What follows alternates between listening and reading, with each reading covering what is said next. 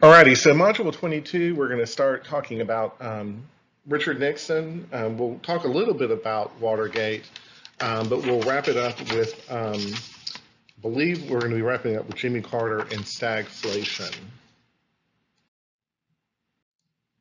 So in 1968, we have the Republican ticket is Richard Nixon and Spiro Agnew as vice president. Democratic ticket is Hubert Humphrey and Edwin Muskie. And then we have the American Independent Party, and this is George Wallace, who is the governor of Alabama, and Curtis LeMay. Excuse me. Of course, George Wallace is still running on the basically on a segregation ticket to basically undo some of the civil rights wins that have passed in the last couple of years that we've been talking about. Of course, Richard Nixon ends up winning, and so he and Agnew head to the White House. And Nixon is an interesting conservative. I don't think that he would fall into the neoconservative category. He kind of has his own brand. And from a domestic policy, he's part of what this process called devolution, the transfer of certain powers from the federal government back to the states. That is something that is a neoconservative idea. Restoring power back to the states that the federal government had taken. I mentioned here during New Deal, but certainly a great deal of it had been taken by the federal government during the New Deal, but just over the course of the years. What the federal government does is it provides these block grants to states to resolve certain social issues. So rather than the federal government handing down, $50,000 to the state of Indiana for education and specifying exactly how it's going to be spent, they basically say, here's $50,000, use this towards education, and that's it, no strings attached. The government still monitors the outcome, but it gives very broad discretion to the states for how the programs are implemented. There's revenue sharing involved, where the federal government gives states access to federal funds as well. So this is a new type of funding process. Again, the purpose of it is to take powers away from the federal government and return them to the states. And this is very much something that sits well with the conservative population. Some of his domestic policies, and we won't get too in depth with these, but I thought they were interesting to mention. He creates the Environmental Protection Agency, Occupational Safety and Health Administration, National Transportation Safety Board, Endangered Species Act, the Clean Air Act. He abolishes the Office of Economic Opportunity. He expands the food stamp program. And he makes Social Security benefits tied to rising cost of living. So not something that you would think you would find in a Republican president at this point in time, especially around the environmental aspects of it, because that seems to be more government regulation in business. And certainly in terms of welfare, the food stamp program and Social Security, these are things that aren't usually things that you would find on a Republican platform. Part of the reason is Nixon is trying to bring disenchanted Democrats into the party, and certainly this would be a very good way to do this. In terms of race, Nixon nominates Clement Haynsworth and Harold Carswell to the Supreme Court. Both of these are very conservative Southerners that supported segregation. Don't think either one of them actually make it to the Supreme Court through the hearings. They're not approved. Nixon also deals with affirmative action programs, and we'll talk a little bit more about affirmative action when we look at the Burger Court. But the administration really wanted to upgrade minority employment. And one of the ways they do this is not only through affirmative action in terms of colleges and universities, but also through the Philadelphia Plan, which required construction contractors who had federal projects to hire a specific number of minority workers.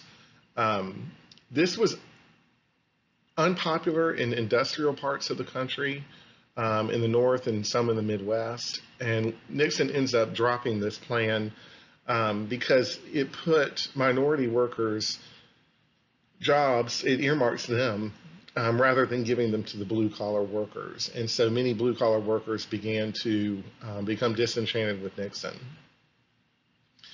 He also seeks to limit the power of the building trade unions and to create dissent between African-American workers and the unions. And those were two pillars of the Democratic Party coalition, were the trade unions and African-Americans. So by doing that, he's trying to, again, pull some of these people from the Democratic Party into the Republican fold. Southern strategy, he's, of course, is appealing to conservative Southerners and bringing them into the Republican Party through very conservative domestic legislation that in some cases is racially conservative, and other times it's just he's presenting a very conservative front. Nixon's plan that he presents to the nation to replace welfare, the system of welfare, is called the Family Assistance Plan. And this is basically bringing about an increase of $2.5 billion in federal welfare spending, with an average family of four expecting around $1,600 a month in monthly benefits. It provided benefits for more than 13 million working men and women whose wages remained below the poverty line, and who failed to pass eligibility requirements for other federal welfare benefits. So this was a group of people, again, working men and women. So he's aiming for that blue collar demographic. Who were not eligible for other benefits, and so he's trying to shore that up. The proposal fails in Congress twice, once in 1970 and once in 1972. Conservatives thought the proposal was too generous, and liberal politicians and welfare rights activists thought it was too stingy. It also had a work requirement attached to it as well. So here we go, and this is something we'll talk about with Ronald Reagan, the idea that in order to get federal welfare, you should be at work, and that federal funding of welfare would only help to bring a family's income above the poverty line, or at least give them a boost, as opposed to them just kind of hovering below the poverty line, and they're not able to enjoy welfare benefits. But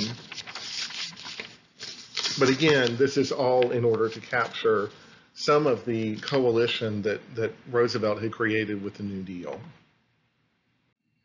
So where I really think Richard Nixon does well is in foreign policy. The first example, however, is not a very good one. The United States and Chile. In 1970, President Allende is elected, and he's a socialist.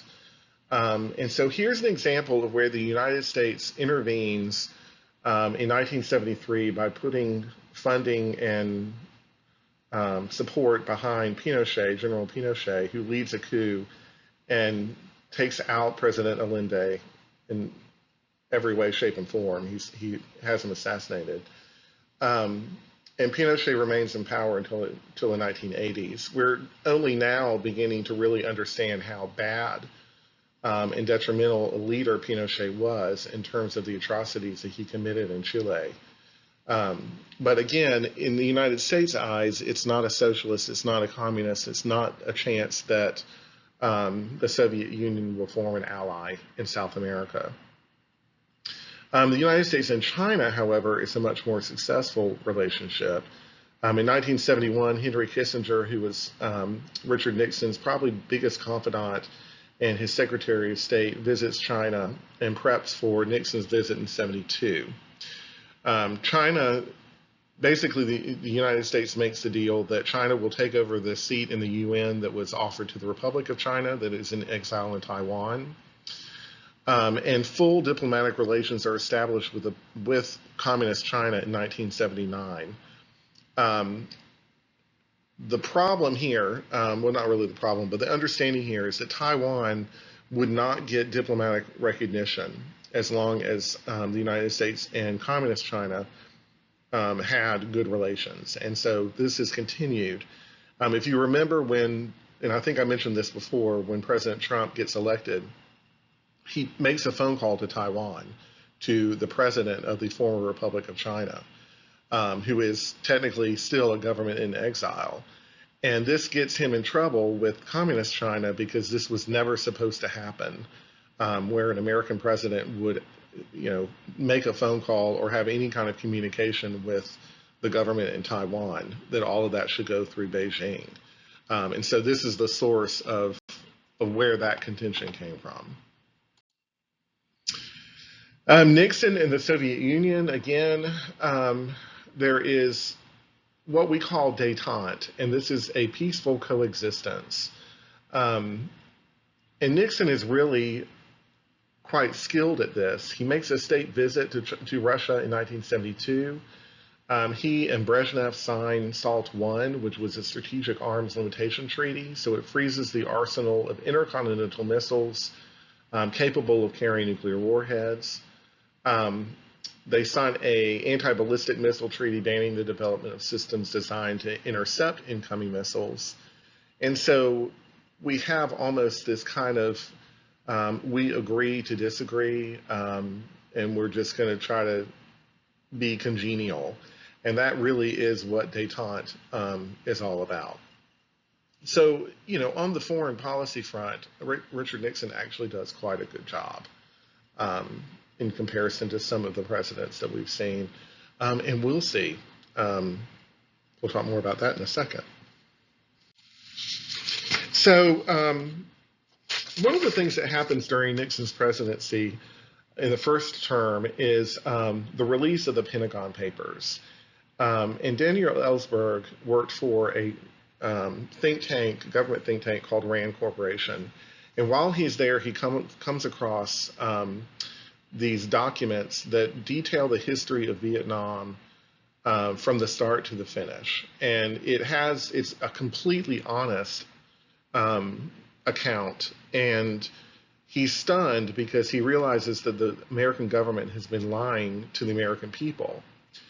And so he basically photocopies all of these documents and then sends them to newspapers across the country trying to get them published. And I want to say it was the New York Times that I think publishes it first. And Richard Nixon is furious. And so he basically sues the the newspaper in order to get them to stop publishing it. And it goes to the court, it actually goes all the way to the Supreme Court. And the Supreme Court upholds the ability for the newspaper to print them. But this makes Nixon very paranoid. And so basically, we have the beginnings of Watergate with the release of the Pentagon Papers, because Nixon hires a group of what he calls plumbers, and they show up on the White House payroll as plumbers. Obviously, you don't want to have covert operations listed under their job title. But what Nixon has this group do is go in and break into the office of Daniel Ellsberg's psychiatrist to see if they can find anything that they can use to blackmail Ellsberg into not printing the Pentagon Papers. This is the same crew who will break into the Watergate Hotel shortly. So Nixon, in terms of the Vietnam War, a of course, as I mentioned, he got voted in under the premise that he was going to bring the Vietnam War to a close through peace talks. Not so fast. Nixon believes that the war can actually be won. And so this policy called Vietnamization is slowly turning control of South Vietnam over to the South Vietnamese military, weaning American forces back. But before he does this, he launches the Cambodian operation, where he bombs what he believes are supply lines into Cambodia that were helping the North Vietnamese. And if you remember the map from the Tet Offensive, we do know that there were supply lines going into Cambodia and Laos. The problem is that he bombs Cambodia so badly that it throws them into political instability, and you have a group called the Khmer Rouge come into power. And the way that the Khmer Rouge maintains power is they kill people. And so there are millions of Cambodians who are killed during the reign of the Khmer Rouge. So by doing this, Nixon accidentally created an even bigger problem, of course, is within Cambodia. In addition, because of the unpopularity of Vietnam, many of the soldiers who are now going over to Vietnam are minorities, specifically African Americans. And you have these exemptions for college students. So there's obviously a slight favoritism towards white and affluent students for getting out of Vietnam, and that leaves your lower class and lower to middle class individuals who are having to go over there. And so this proves, as this picture on the bottom or the top right or left, where it says no Vietnamese ever called me the N-word. There were protests by African Americans about this. So out of 2.5 million Americans fighting, 80% are from poor or working class families, and 1/8 of the 2.5 million are African American. And that's a pretty big percentage. And so many of the anti-Vietnam War protests begin to reflect a much more growing racial element, and especially as the Black Power movement begins to expand, it becomes a much more militant aspect of it. You still have desertion problems within Vietnam. Many Army veterans are lead a number of anti-war protests. In 1968, we have the My Lai massacre, where there's a murder of 350 South Vietnamese civilians by American troops. There is one gentleman who is charged with it, but then he spends very little time in jail. 1971, you have the publication of the Pentagon Papers. And it establishes the knowledge that America cannot win the war. This was actually in print in the Pentagon Papers, that it was very likely that America could not win it. In 1973, you had the passage of the War Powers Act. Congress required approval prior to committing American soldiers to a conflict. And this is largely in result of the Vietnam War, but also the Gulf of Tonkin incident, because Congress gave a blank check to Lyndon Johnson, and they will probably never, ever make that mistake again. And so by 1973, the Paris Peace Agreements open up. It pulled American support and left both countries in place. So you had both South and North Korea. It took 2 years for South Vietnam to fall. Saigon falls in 1975. And we saw the other day, or in another, oh no, here it is. Next picture. Hang on. This is some pictures from the fall of Saigon, and the picture at the bottom right is the one that I was talking about, where you had all of these people who were trying to escape out of Saigon before North Vietnam moved in, and those were the last of they were standing on top of the American embassy, and those are the last of the people that they were trying to get out.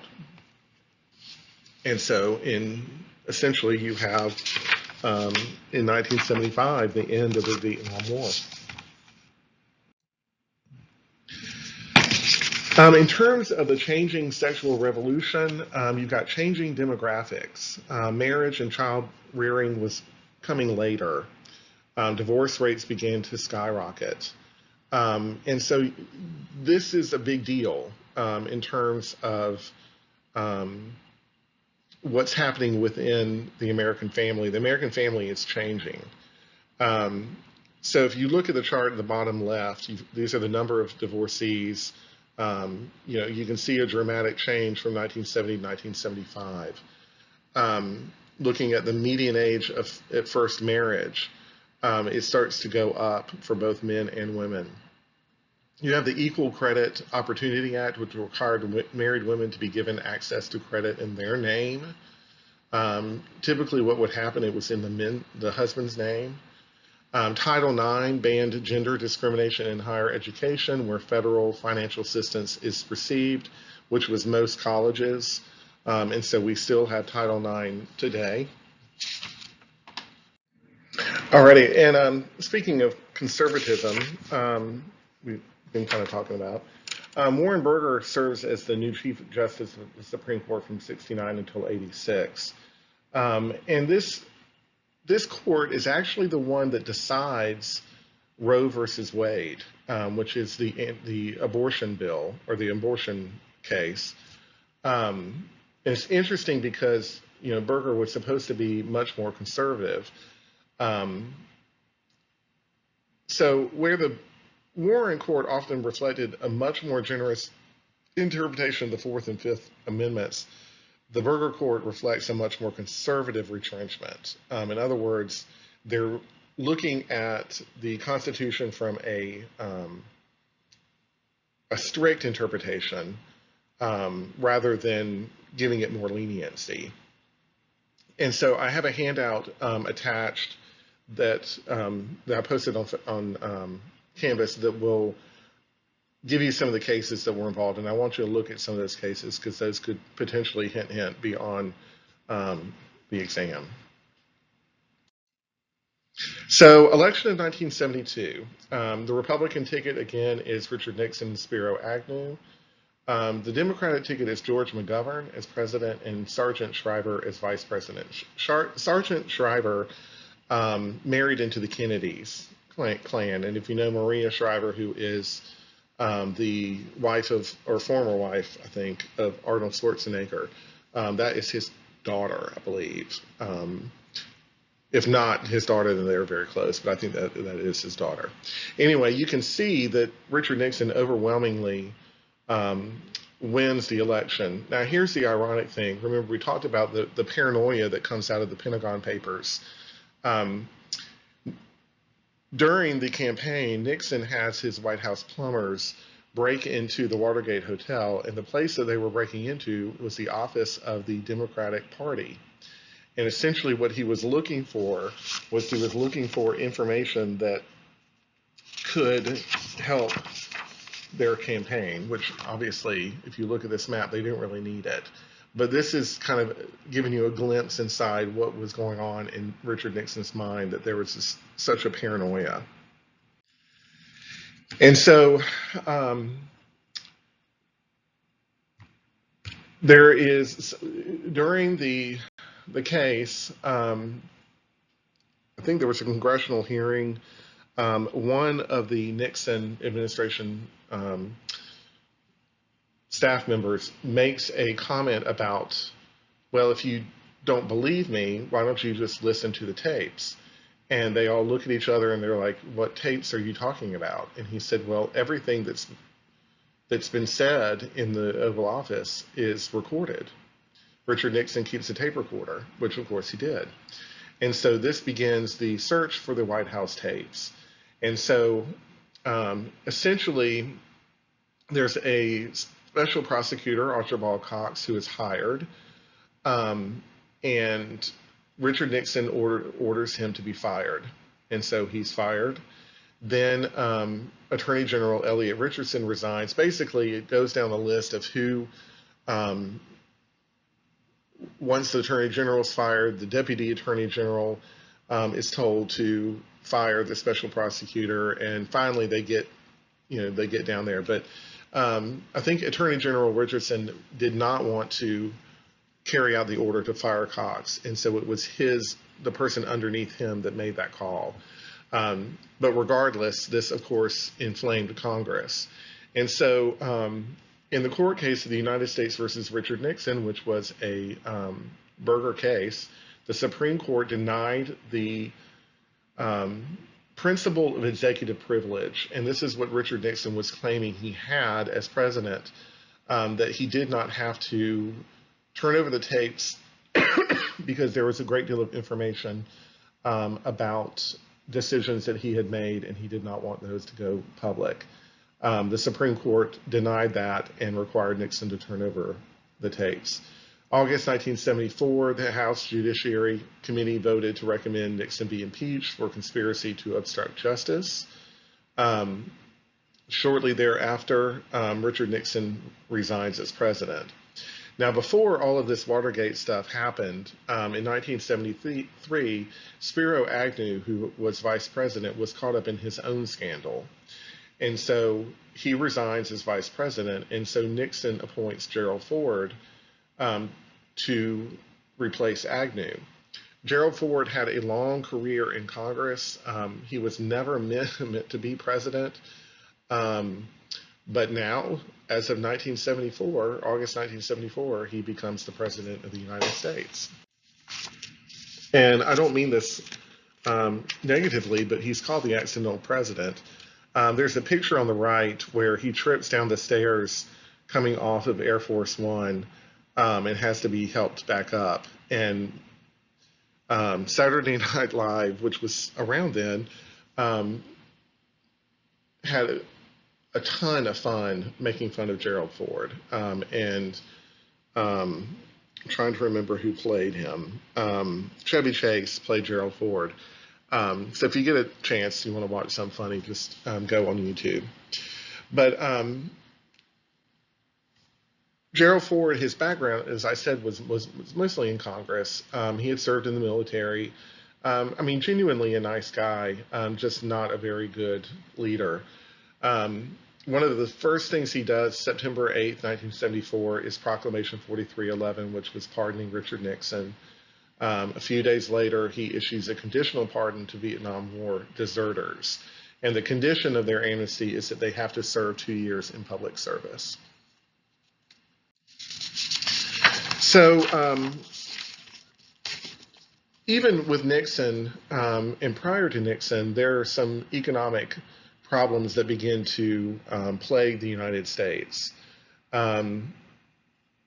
As a result of Cold War policy, the United States had tried to encourage companies to invest in foreign countries, and resulting in the move of manufacturing from the United States. The strong dollar made it harder to sell American goods overseas, and so the Sun Belt states saw an increase in jobs and investment due to its non-union and lower wage population, but the North began to deindustrialize as a result. So you start seeing a lot of these abandoned factories, abandoned towns, and this is not a good economic indicator. And so the economy was facing really high inflation, stagnant wages, and so Ford took action. He created an economy policy board on September 30th, 1974. And he came up with this little catchy thing called Whip Inflation Now. And he asked people to wear win pins around. And what he was asking them to do was to basically go out and spend money. Ford asked Congress for a 1-year tax increase on corporations and wealthy individuals.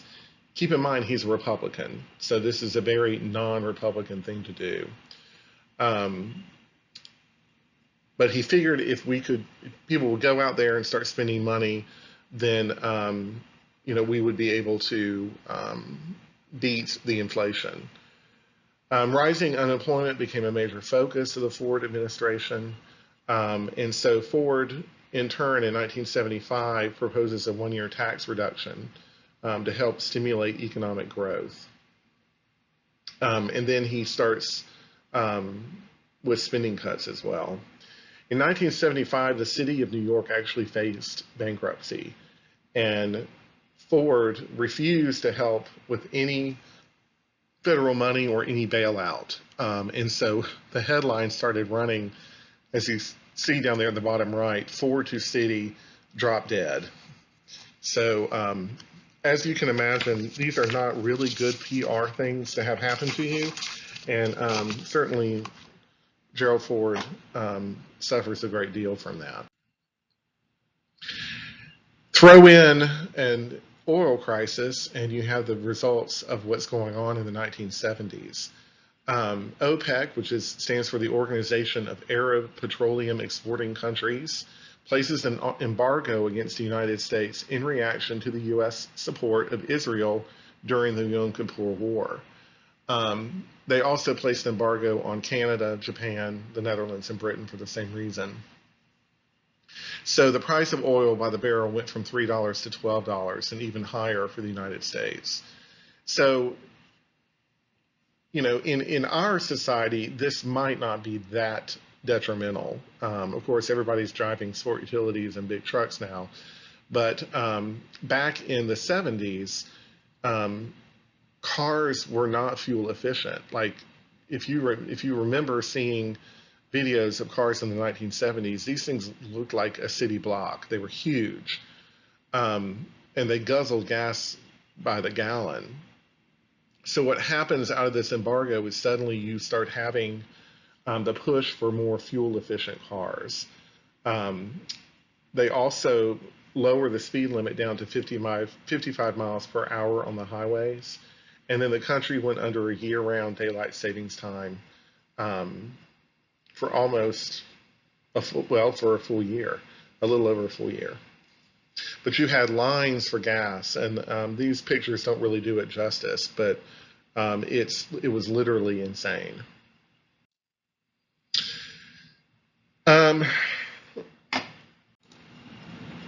So in the Helsinki Accords is they held a conference on security and cooperation in Europe. And this was held between July and August of 1975. And the idea was to bring about improved relations between the communists and the West.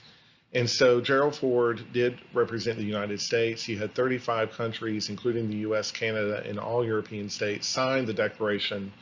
And so it's seen as yet another example of where the United States is practicing this thing called détente, where it's basically peaceful coexistence. That we're doing away with the old style of competition and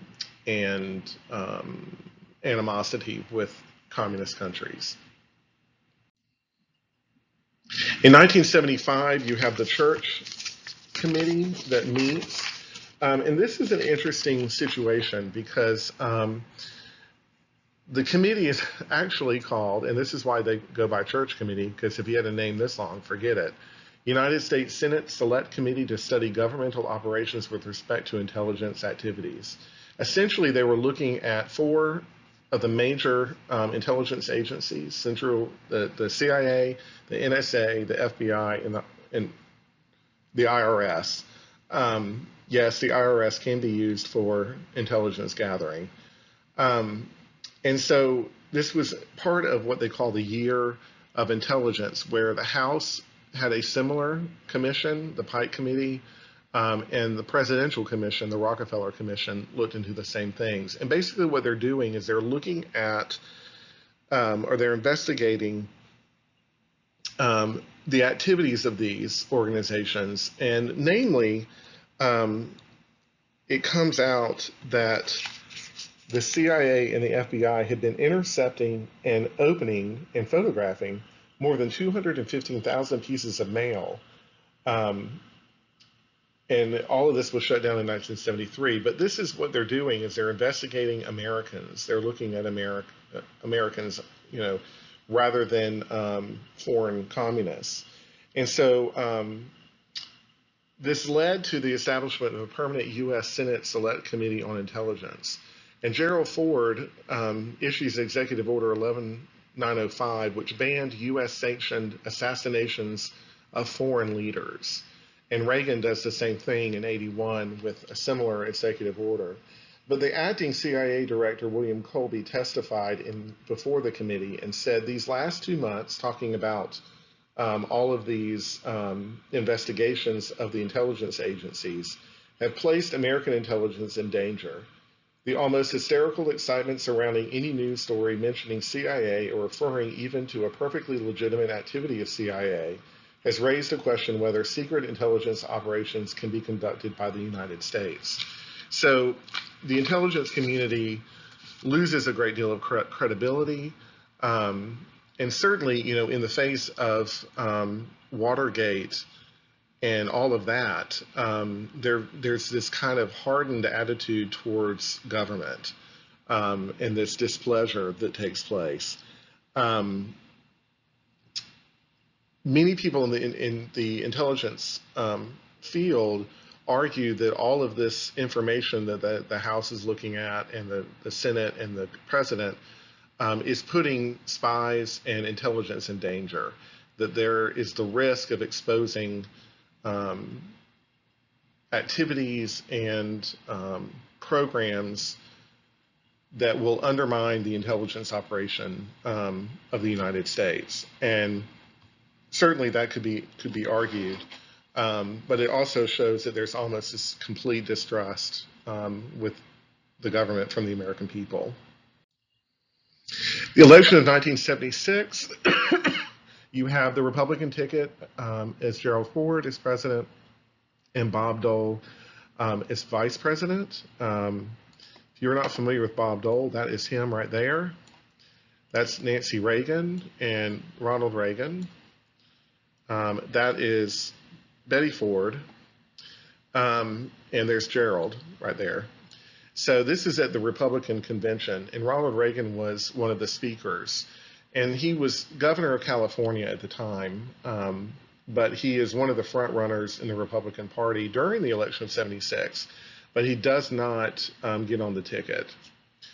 His opponent, or Gerald Ford's opponent, is Jimmy Carter, who was governor of Georgia, and Walter Mondale is vice president. Carter does win the election, and Ford is defeated. And really, I think, you know, Gerald Ford's popularity was literally in the toilet. So I think anybody, even, you know, Barney the dinosaur, probably could have gotten elected over Gerald Ford. But Carter promises to take America in a different direction, and he promises that he will not lie to the American people, which is kind of an interesting aspect to being president, and see how that kind of worked out. On his second day in office, he pardons all draft dodgers from the Vietnam War.